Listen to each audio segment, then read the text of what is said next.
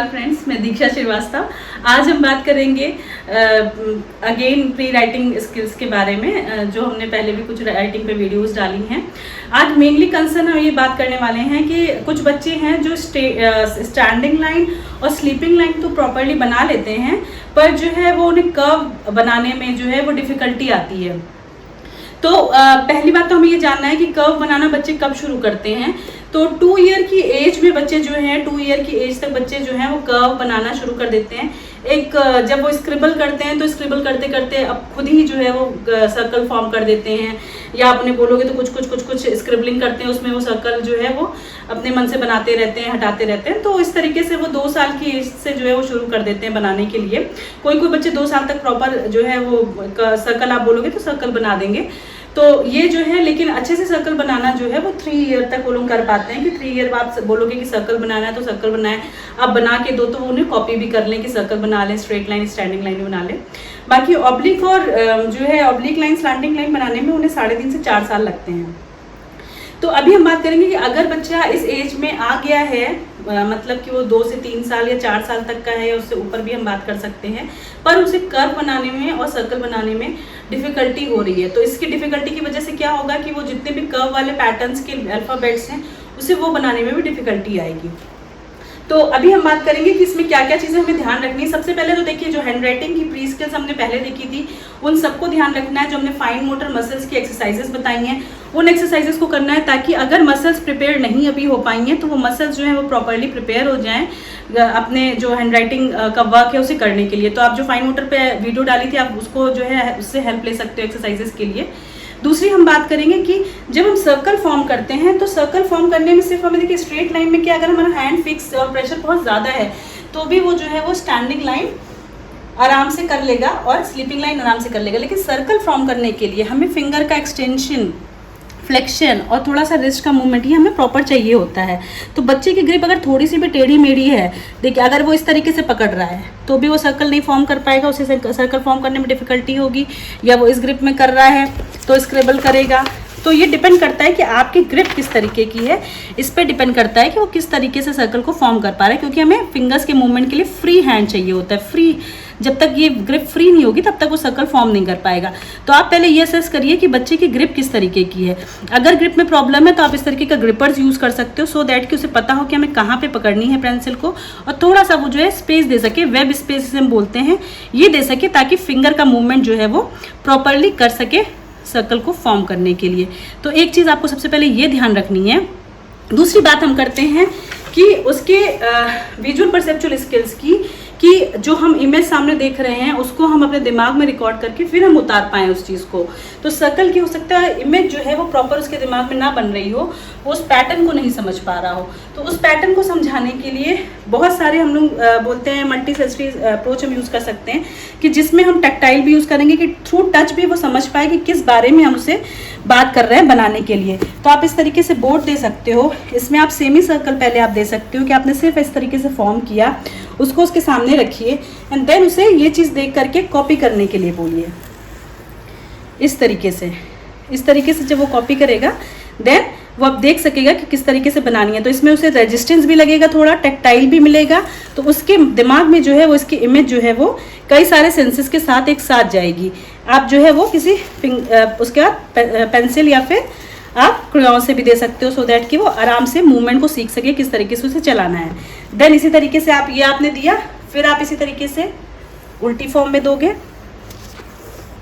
इस तरीके से उसे कॉपी करने के लिए। देन लाइक दिस, इस तरीके से आप उससे चलवाओगे। आप इसे 5 to 10 टाइम्स दे सकते हो, जिस तरीके से बच्चा इंटरेस्ट ले रहा है, लेकिन 5 मिनट से ज़्यादा इस एक्टिविटी को नहीं करानी है। देन जो है जब आपने ये दोनों पैटर्न दे दिए उसके बाद आप फुल सर्कल फॉर्म करने के लिए दोगे, इस तरीके से फुल सर्कल। तो ये जो है वो बच्चा फुल सर्कल जो है वो इस तरीके से उसे फॉर्म करना है, ये आप इस तरीके से उसे करने के लिए दोगे। तो ये बच्चा इसको देख के इमेज को अपने दिमाग में बनाएगा, उसके बाद फिर वो उसे कॉपी करेगा, तो वो इस इमेज को समझ पाएगा कि कैसे करना है।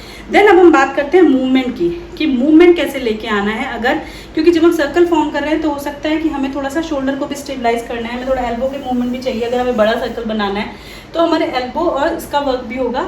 अगर वो अच्छे से समझ पाएगा कि हमें किस तरीके से हैंड को घुमाना है सर्कल बनाने के लिए, देन वो प्रिसाइज करके इसे अपने फिंगर और रिस्ट में ले आएगा। तो लार्ज मूवमेंट से भी हम उसे समझा सकते हैं, सिखा सकते हैं कि किस तरीके से मूवमेंट लेके आना है। तो लार्ज मूवमेंट के लिए आपको क्या करना है, आप कोई पोस्टर भी ले सकते हो, बड़ा सा आपने चार्ट ले लिया या बड़ा सा आपने पोस्टर ले लिया, या व्हाइट बोर्ड है आपके पास, ब्लैक बोर्ड है, कोई भी बोर्ड है, उसे सिंपल आप मार्कर दे दीजिए और मार्कर दे करके सिर्फ उसे एक फॉर्म करने के लिए दीजिए, बिग सर्कल, स्मॉल सर्कल, अपने मन से जिस भी तरीके से वो करता है उस तरीके से आप उसे फॉर्म करने के लिए दोगे। इस तरीके से कोई भी आप बिग सर्कल कैसा भी वो बना सकता है। इवन स्क्रिबलिंग करते करते बच्चे अपने आप, सिर्फ आपको उसे मूवमेंट बताना है। अगर उसे शुरू में प्रॉब्लम हो रही है तो आप उसे हैंड को इस तरीके से मूव करके बता भी सकते हो। नेक्स्ट जो है कि पूरा शोल्डर और ये जो है मूवमेंट उसका रिस्ट का आराम से हो। और दूसरा जो है वो हम बात करते हैं कि आपको फिगर ऑफ 8 बनाना है। यहाँ पे आप सेंटर में आप लोगे पॉइंट, उसे करवाओगे। हैंड पकड़ के भी आप करा सकते हैं।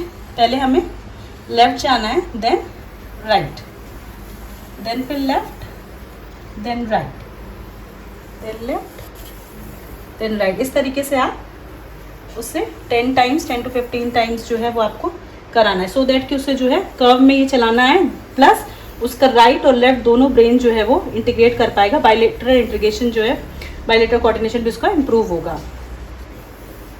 इस तरीके से आपको फिगर ऑफ 8 बनवाना है हॉरिजॉन्टल पैटर्न में।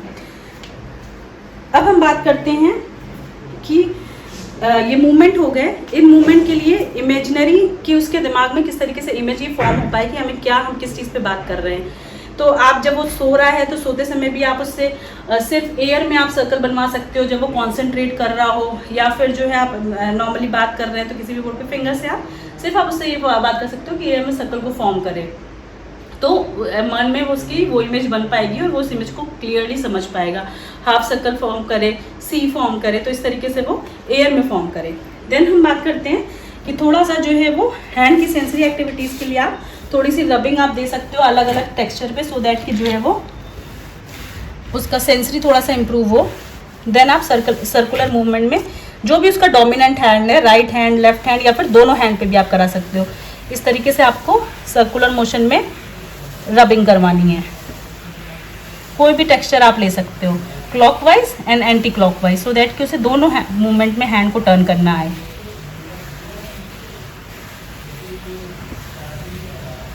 देन ये इस तरीके से कराने के बाद आप 5 मिनट तक करा सकते हो, 3 से 5 मिनट। आप कोई भी जैसे रेगमार्क का पेपर होता है, जो अलग अलग तरीके के पेपर होते हैं, रेगमार्क हो गया, उसकी थोड़ी सी सरफेस थोड़ी सी जो है वो अच्छी होती है, सेंसरी जो है इनपुट ज़्यादा मिलता है, उसमें थोड़ी सी रफ होती है, तो उसमें जो है थोड़ा प्रेशर भी लगता है। तो मैंने अभी यहाँ पे ये शीट्स ली, रेगमार्क मेरे पास अवेलेबल नहीं थी। आप इस तरीके की शीट्स भी ले सकते हो अलग अलग, या फिर अलग जीन्स के कपड़े या इससे भी आप बना सकते हो। ये फॉर्म करा के आपको इस पर फिंगर्स जो है वो बच्चे से चलवानी है। ऐसे आप 10 टाइम्स फिंगर्स से इस तरीके से चलवानी है, ठीक है। इसी तरीके से आप जो है वो फुल सर्कल चलवाओगे। ये हमने फुल लिया, देन फुल 1 2 3 4, ब्रेक करते हुए 5, ताकि उसे पता हो कि कहाँ से हमें शुरू करना है, कहाँ से हमें एंड करना है, सर्कल कहाँ से फॉर्म हो रहा है और कहाँ पे एंड हो रहा है। इस तरीके से 10 टाइम्स कराएंगे। देन हमें क्या चीज़ करानी है, अब आपने ये करा लिया, आप कोई भी पेपर लो और उसमें आप कट कराइए। देन ये जैसे मैंने बड़ी कटिंग ली है, अदरवाइज छोटी कटिंग भी आप ले सकते हो, आप बैंगल्स ले सकते हो, आप और स्टेंसिल्स ले सकते हो अगर आपके पास स्टेंसिल्स अवेलेबल हैं। तो इस तरीके से आपको जो है वो सिर्फ उसे ट्रेस करवाना है, जिसमें आप कट आउट बनाओगे। ये जो है वो किसी भी ग्रिप में कर सकता है फिलहाल तो, क्योंकि ये बड़ी ग्रिप है। अगर आप छोटा बना रहे हो, सपोज आप कोई बैंगल ले रहे हो, सर्कल ले रहे हो, तो आप इस वाली ग्रिप में करोगे। इस तरीके से आपको जो है वो ट्रेस करवाना है रख के। बैंगल्स हो गई, सर्कल्स हो गई। देन हमें क्या करना है, जब बच्चा थोड़ा थोड़ा सा करने लग जाए, फिर हमें पैटर्न में लाने के लिए उसे जो हमें चीज़ करनी है, उसके लिए आप जो है वो इस तरीके से कोई भी 3 बैंगल्स ले लीजिए, या कोई आप छोटे जो है वो कटआउट्स ले सकते हो सर्कल्स के, उसको आप जो है वो स्टिक कर लीजिए। यहाँ पे आप स्टिक कर लोगे और फिर बच्चे को हमें बोलना है कि वो इस तरीके से इसके साइड में घुमाते हुए देन चलानी है लाइक दिस। इस तरीके से उसे पैटर्न जो है वो फॉर्म करना है।